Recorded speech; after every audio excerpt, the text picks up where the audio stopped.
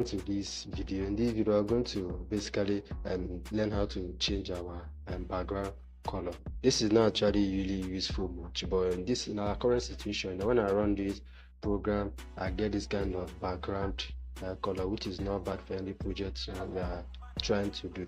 But we can try to change the background color. How can we do this? We're going to make use of this this main that holds this application. So we can say main.config. I'll try to configure the application, which what we'll be targeting is the background, but how to the character that is required, or I can say the parameter that we want to specify the value on this is called the bg. When we write the bg here, bg stands for background. I know it's not hard for us to understand. We can say bg here, and then we can specify the name. We can give it a name, or we can specify the other way color can be represented. Let's say in the situation where I want to change the background to blue, you can say blue here, just simple like that. So when I run this, you can see the background change to blue.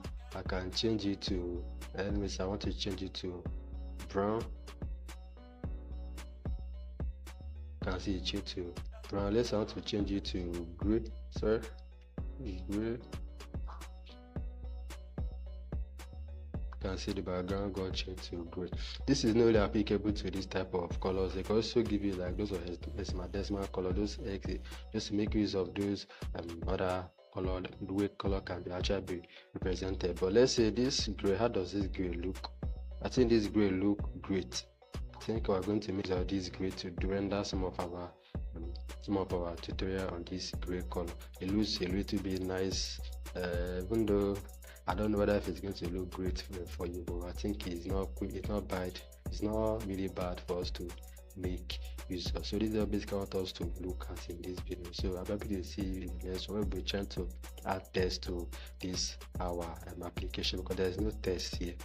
They just basically colors and then title, that is and the size we actually looked at. So next what we're going to do is to add text to it, make use of the label.